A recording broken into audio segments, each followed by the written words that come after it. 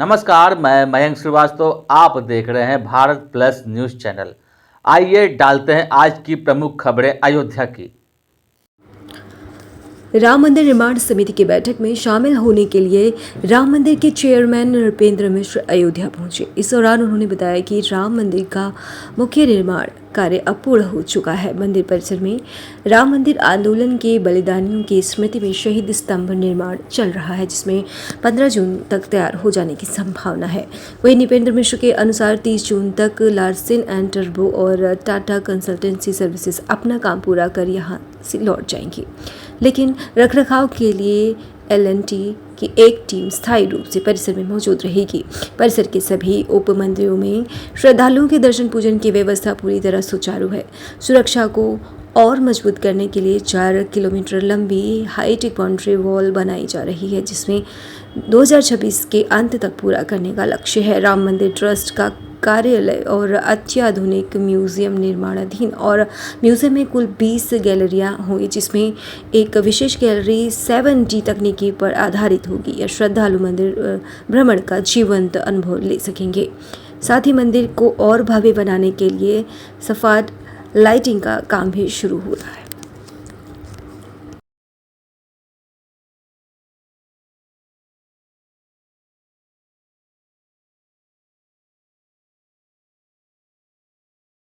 प्रगति की बजाय हो रहा है। निर्माण पूरा हो चुका है। एक स्तंभ जो आप सभी को विस्तार से बताया था कि शहीद स्तंभ, पूर्ण स्तंभ जो है स्मृति का, उसका निर्माण जून 15 तक पूर्ण हो जाएगा। उसके बाद मंदिर में कोई भी निर्माण कार्य बाकी नहीं है और L&T TCE भी अपना कार्य 30 जून को यहाँ पूर्ण करके उनकी टोली चली जाएगी। केवल वह टोली बचेगी जो एग्रीमेंट के अनुसार यहाँ पर देख रेख के लिए रखनी है। यह प्रगति है। यहाँ पे सभी स्थानों पे लोग जा रहे हैं और मैंने कल स्वयं देखा कि कुबेर टीला में लोग थे, सप्त मंदिर में थे, शेषावतार मंदिर में लोग जा रहे थे।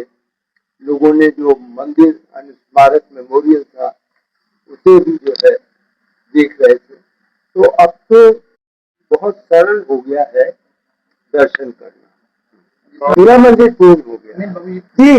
वो तो मैंने आपको जैसा बताया हुआ है कि बाउंड्री वॉल जो बननी है 4 किलोमीटर की, उसमें लगभग साल लगेगा। प्रयास है कि हम 2026 में उसे भी पूरा कर लें और एक ऑडिटोरियम और विश्राम गृह और ट्रस्ट का कार्यालय जो कि परिसर से बाहर रखा गया है, सुरक्षा परिसर से, उसका निर्माण है। और सभी नदी के तट पर जो हमारा म्यूजियम है उसकी और मुख्य रूप से हम लोगों का अभियान है कि हम उसे जल्दी से जल्दी पूर्ण कर दें, जिससे कि श्रद्धालु वहां पर जाए। देखिए, 20 गैलरी में एक गैलरी हनुमान जी की है जो कि IIT मद्रास से पूर्ण किया है और उन्हीं की एक सब्सिडियरी सहायक कंपनी प्रवर्तक है जो म्यूजियम की बाकी गैलरी बना रहे हैं। एक यह अवश्य अब निर्णय ले लिया गया है कि म्यूजियम में, संग्रहालय में एक गैलरी इस प्रकार की होगी जहां की ऐसा लोगों को लगेगा जब वो उस गैलरी में जाएंगे कि वह मंदिर में भ्रमण कर रहे हैं। यानी उसमें सभी मंदिर जो बने हैं उन सब का एक तरीके से दर्शन, तो वह दिव्य दर्शन की गैलरी होगी। भगवान की मूर्ति का दर्शन, राम परिवार का दर्शन, बाकी सभी मंदिरों का दर्शन।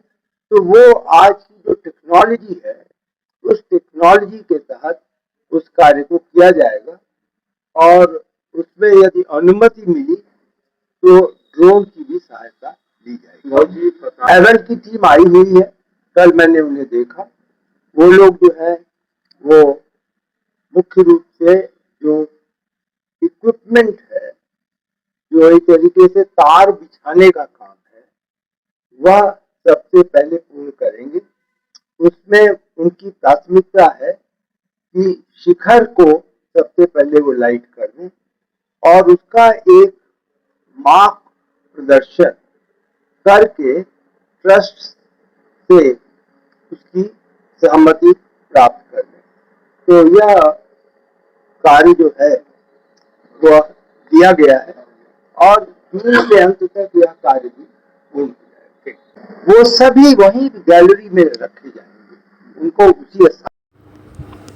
अयोध्या में भाजपा महिला मोर्चा की सैकड़ों महिलाओं ने जन आक्रोश पदयात्रा निकाली। महिलाओं ने सपा सांसद हाय हाय के नारे लगाते हुए विरोध प्रदर्शन किया। प्रदर्शनकारियों ने सपा सांसद अवधेश प्रसाद के शहादतगंज स्थित आवास का घेराव किया। महिला आरक्षण संशोधन बिल के विरोध को लेकर सपा और कांग्रेस पर निशाना साधा किया। भाजपा महिला मोर्चा ने कहा कि भाजपा सरकार महिलाओं को 33% आरक्षण देने का काम कर रही है। प्रदर्शन कर रही महिलाओं ने सवाल उठाया कि सपा और कांग्रेस महिला आरक्षण का विरोध क्यों कर रही है। महिला ने कहा कि महिलाएं घर की व्यवस्था संभाल सकती हैं, जो समाज और राजनीति भी संभाल सकती हैं। प्रदर्शन के दौरान समाजवादी पार्टी और कांग्रेस के खिलाफ जमकर नारेबाजी हुई। सांसद आवास पर सुरक्षा व्यवस्था के लिए भारी पुलिस बल तैनात रहा। भाजपा महिला मोर्चा की कार्यकर्ताओं ने दावा किया कि 2027 में फिर भाजपा की सरकार बनेगी।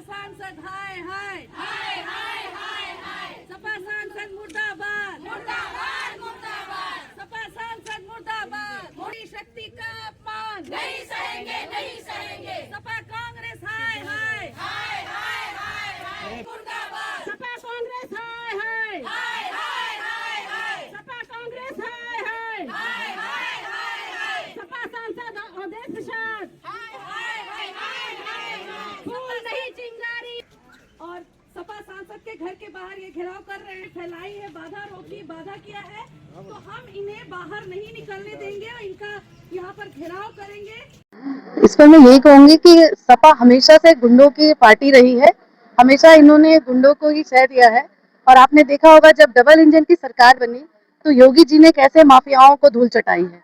तो हम चाहते हैं अब ये लोग अड़ंगा लगा रहे हैं क्योंकि इनकी मानसिकता ही ऐसी है किंतु परंतु करके किसी न किसी तरह ये बिल पास न हो और हम महिलाओं को आगे आने ना दिया जाए। और उसमें ये सपा के जो सांसद हैं इनका बहुत ही, इनको तो कोई पूछ ही नहीं रहा था, लेकिन ये जो सांसद बने हैं हम इनको हटाएंगे आगामी चुनाव में। जो भी आगामी चुनाव होंगे, अभी बंगाल का चुनाव आपने देखा ही है कि कहीं ना कहीं इस बिल का प्रभाव पड़ा है और हमारी पार्टी के एक एक कार्यकर्ताओं ने जा जाकर बंगाल में जो चुनाव जीते हैं हम, माननीय मोदी जी का नेतृत्व रहा, अमित शाह जी का, तो अभी आगामी चुनाव में भी इनको धूल चटाई जाएगी और हम भाजपा की ही सरकार बनाएंगे। महिलाओं के अधिकार के लिए मोदी जी की सरकार में हमें सब कुछ मिला, हर चीज की सुविधा मिली। योगी जी की महिलाओं को आगे लेकर आए, साइकिल से चलाने से लेकर हवाई जहाज चलाने तक महिलाएं हर चीज में आगे हैं। तो बस ये सांसद जी के वजह से आज हमें आरक्षण ये सब करना पड़ रहा है, नहीं तो क्यों करना पड़ता। यही हम चाहते कि हमारा आरक्षण मिल जाए हमको, हमें ना दिक्कत हो। और सपा को और कांग्रेसियों को कि पहले भी सरकार में बहुत लोग झेल चुके हैं, आगे भी झेलते ही आ रहे हैं, 70 साल से यही हो रहा था। और जब से हमारी योगी जी की सरकार आई हमें हर चीज सुविधा, हर क्षेत्र में कहीं भी महिलाओं को कहीं भी कुछ भी झेलना नहीं पड़ रहा है जब से योगी जी की सरकार आई। बस तो हम तो सदा सर्वदा यही चाहेंगे कि हमारे योगी जी और मोदी जी हर, जैसे बंगाल में राज्य किया और हर जगह उन्हीं की सरकार बन रही है, वैसे हमारे योगी जी की सरकार भी 2027। उत्तर प्रदेश में भी एनडीए के साथ मिलकर चुनाव लड़ेगी चिराग पासवान की पार्टी लोक जनशक्ति पार्टी। बिहार सरकार के कैबिनेट मंत्री और लोक जनशक्ति पार्टी के विधायक संजय कुमार सिंह अयोध्या पहुंचे। अयोध्या पहुंचकर उन्होंने रामलला के दर्शन पूजन किए। मंत्री संजय कुमार सिंह ने कहा कि चिराग पासवान के निर्देश पर उत्तर प्रदेश में पार्टी संगठन को मजबूत किया जा रहा है। उन्होंने बताया कि अयोध्या में पार्टी पदाधिकारियों और कार्यकर्ताओं के सर्किट हाउस में समीक्षा बैठक की गई है। बैठक में संगठन विस्तार और कार्यकर्ताओं के सक्रिय करने पर चर्चा हुई है। उन्होंने कहा कि उत्तर प्रदेश के सभी जिलों में जिलावार मंथन किया जाएगा। जो कार्यकर्ता सक्रिय नहीं हैं उन्हें फिर से एक्टिव करने का अभियान चलाया जाएगा। संजय कुमार सिंह ने कहा कि लोक जनशक्ति पार्टी केंद्र और बिहार में एनडीए के साथ है और अब उत्तर प्रदेश में एनडीए के साथ मिलकर चुनाव लड़ेगी। उन्होंने कहा कि चिराग पासवान के विजन को लेकर पार्टी उत्तर प्रदेश में आगे बढ़ रही है। पश्चिम बंगाल की राजनीति पर बोलते हुए उन्होंने सुदेशु अधिकारी को शुभकामनाएं दी हैं और कहा कि अब वहां जाति धर्म नहीं बल्कि विकास की राजनीति होगी।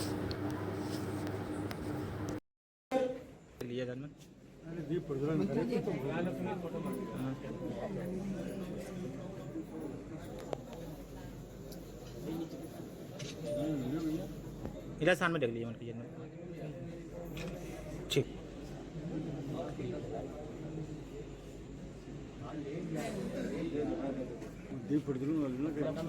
दीप वहाँ चला गया।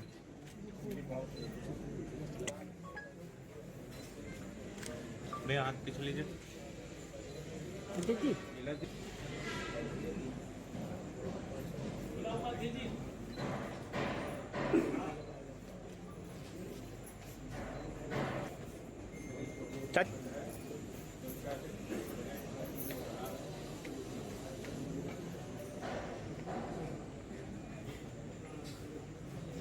हमारे पार्टी के राष्ट्रीय अध्यक्ष हम सबों के नेता आदरणीय श्री चिराग पासवान जी के जो विजन है उस विजन को लेकर हम लोग यूपी में आए हैं और यहाँ जो हमारा संगठन है उस संगठन की आज समीक्षा बैठक करने के लिए आए हैं और समीक्षा बैठक में हम लोग देखना चाहते हैं कि हमारा जिला वाइज जो संगठन है उस संगठन में कितने लोग कारगर हैं, कितने नहीं है, कौन सा विंग, कौन सा प्रकोष्ठ हमारा मजबूत है, कौन सा प्रकोष्ठ हमारा कमजोर है, जिसको हम लोग को मजबूत करने की जरूरत है।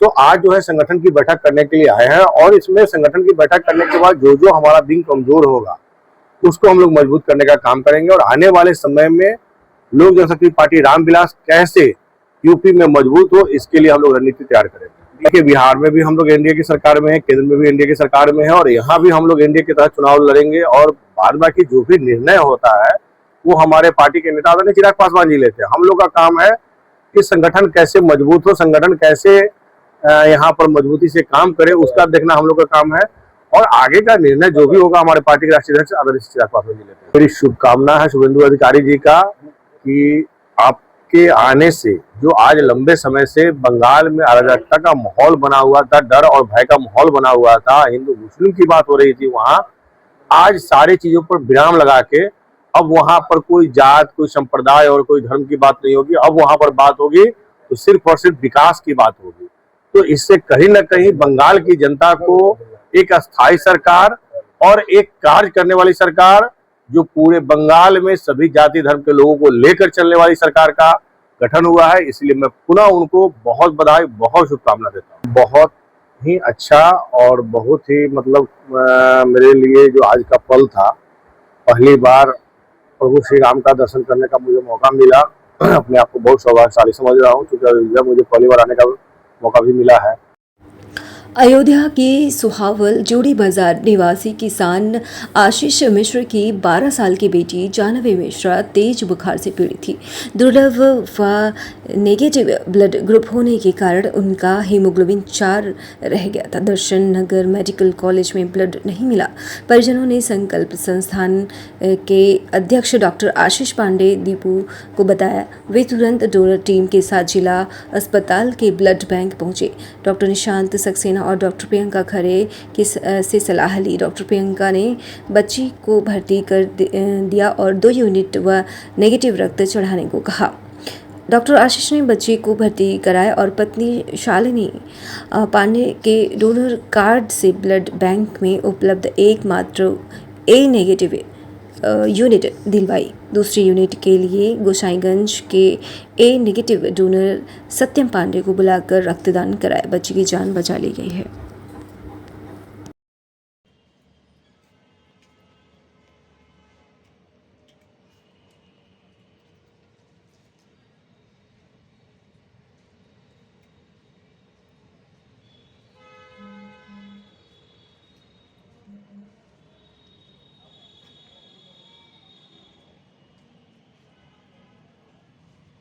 ठीक भैया। लोग कार्ड सिस्टम बदल दिए ना, अब जो डोनेट करता है उसके हाथ में कार्ड। किसी मरीज की परेशानी थी तो वहाँ पर हम लोग बैठे हुए थे, तो संयोग से हमको फ़ोन आया, जानकारी हुई। हमारे छोटे भाई यानी मनीष पांडे जी ने हमको जानकारी दिया कि एक बच्ची है, उसको ए नेगेटिव ब्लड की आवश्यकता है। ए नेगेटिव चूँकि बहुत दुर्लभ ब्लड ग्रुप होता है, लाखों लोगों में एक का होता है और जल्दी मिलता नहीं। तो अभी 1 तारीख को हम लोगों ने रक्तदान शिविर का आयोजन किया था और मेरा और मेरी पत्नी, हम दोनों लोगों ने एक साथ रक्तदान किया था। तो डोनर कार्ड हमारे पास मौजूद था। जिला अस्पताल में 1 यूनिट ए नेगेटिव ब्लड की व्यवस्था थी। हम लोग तत्काल आए। हम लोगों ने पहले आदरणीय डॉक्टर आशीष पाठक जी से संपर्क किया, बच्ची को भर्ती कराया, बच्ची भर्ती हो गई है और बच्ची का जो पूरा डिटेल था वो हम लोगों ने डॉक्टर से कंसल्ट किया। इसके पूर्व हमने कंसल्ट किया था डॉक्टर प्रियंका खरी जी से और डॉक्टर निशांत सक्सेना जी से। तो उन्होंने बताया कि बच्चे के शरीर में ब्लड की कमी है, उसको तत्काल ब्लड चढ़ाना पड़ेगा। हीमोग्लोबिन की परसेंटेज बहुत कम थी। तो हम लोग यहाँ पर आए और स्टाफ ने पूरी मदद किया और ए नेगेटिव ब्लड की व्यवस्था हो गई है। बच्ची भर्ती है और अभी बच्ची को कुछ देर में ए नेगेटिव ब्लड चढ़ना शुरू हो जाएगा। अगर बात करें तो और भी ऐसी संस्थाएं हैं, वो क्यों नहीं बढ़ चढ़ के आगे आती हैं? आप चाहे रात के 12 बजे, चाहे 1 बजे, 2 बजे कोई फ़ोन कर देता है तो आप उसके लिए तुरंत भागे भागे चले आते हैं, उसको ब्लड उपलब्ध कराते हैं। और संस्था के लिए क्या कहेंगे कि उनको भी बढ़ चढ़ के आगे आना चाहिए? कि हम सभी संस्थाओं से, खासकर अपने अयोध्या के नौजवान साथियों से, युवाओं से मैं आग्रह करता हूँ, चूँकि रक्त की बहुत बेहद कमी चल रही है। अभी 2 दिन से यहाँ पर ए पॉजिटिव ब्लड की डिमांड है और ए पॉजिटिव ब्लड बैंक में नहीं है। लगातार इतनी रिक्वायरमेंट यहाँ पर ए पॉजिटिव ब्लड की हो रही है, लेकिन अभी 1 तारीख को हम लोगों ने बहुत बड़ा शिविर कराया था। मैं चूँकि खुद भी ए पॉजिटिव डोनर हूँ और मैंने भी ए पॉजिटिव अपना रक्तदान किया था, लेकिन अभी 10 दिन के अंदर ये परिस्थितियाँ बन गई हैं कि ए पॉजिटिव ब्लड की यहाँ पर व्यवस्था नहीं है। तो इसमें प्रशासन की कमी नहीं, सबसे बड़ी जो समस्या है वो सरकार की लचर व्यवस्था है। सरकार को रक्तदान पर और रक्तदान शिविरों के आयोजन पर जोर देना चाहिए। मैंने इसके पूर्व भी कई बार कहा कि गलियों में, ब्लॉक स्तर पर, गांव स्तर पर रक्तदान के प्रति जागरूकता अभियान चला करके नौजवानों को जागरूक करना चाहिए, जिससे कि जो रक्त की अव्यवस्थाएं लगातार फैल जाती हैं वो दूर हो। और खासकर मैं युवाओं से आग्रह करूंगा कि वो लोग आगे आएँ, बढ़ चढ़ करके रक्तदान ये शिविरों में हिस्सा लें। और रक्तदान महादान है। रक्तदान से आपको बहुत से फायदे होते हैं। आपका शरीर स्वस्थ होता है, 0.15% आपके हार्ट अटैक की संभावनाएं कम होती हैं। आपके शरीर की 7 जांचें निःशुल्क होती हैं जो सरकार द्वारा प्रभावी हैं। इसके अलावा आपका हीमोग्लोबिन भी मेंटेन होता है। तो मैं नौजवान साथियों से आग्रह करूंगा कि ये कंपटीशन की भावना से नहीं, लोगों की मदद और सेवा की भावना से आगे आएँ, रक्तदान करें। रक्तदान महादान है और जन कल्याण का कार्य है।